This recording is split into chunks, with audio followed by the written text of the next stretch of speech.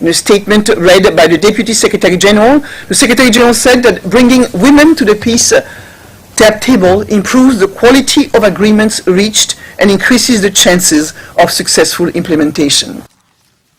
Mr. President, Excellencies, I'm delighted to join you at this open debate of the Security Council on Resolution 1325 on women, peace and security. I will now read a statement of the Secretary General.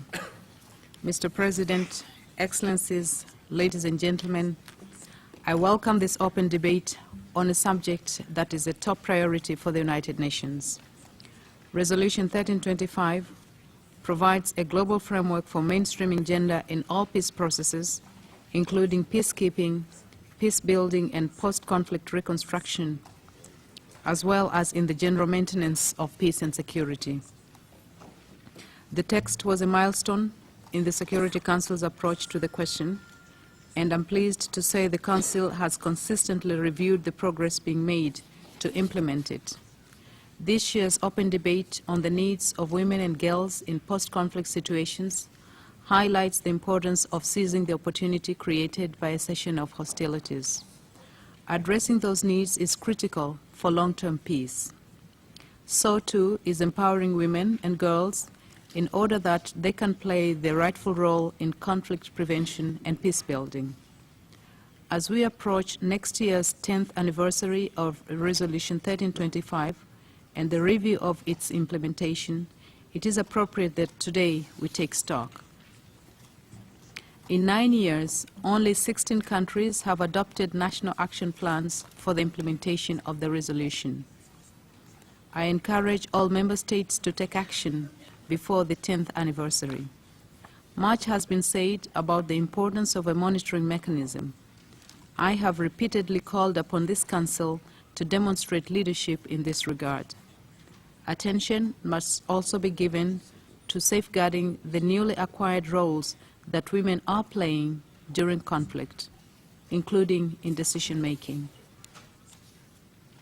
A cessation of conflict should not result in the marginalization of women and girls, nor their relegation to stereotypical roles. Nor should we allow any exclusion of women in peace negotiations and mediation to become the template for what happens in implementing a peace settlement.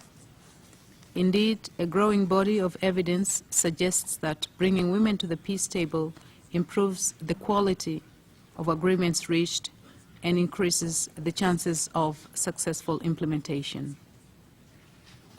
Women are likely to put gender issues on the agenda, set different priorities, and possibly bridge the political divide more effectively. Experience also suggests that women's contributions in post-conflict situations can make a critical difference to community survival and reconstruction. As we heard from many speakers last Wednesday in this chamber, women face appalling violence, especially sexual violence, in the anarchy generated by conflict and its aftermath. Yet, post-conflict gender-based violence often remains below the radar screen, since a cessation of conflict is often mistaken for the full return of peace. Security Council Resolutions 1820 and 1888 focus directly on these challenges. However, the implementation of those resolutions must be done in tandem with Resolution 1325.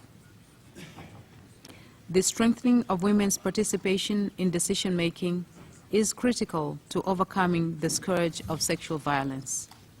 I'm committed to the full implementation of these landmark texts on women, peace and security, and I will continue to do my part, including by appointing more women to positions of leadership. I thank the Council for its attention to this issue and look forward to working with you to achieve our shared objectives. Thank you. This is what the Secretary General would have said had he been here. Thank you for your attention.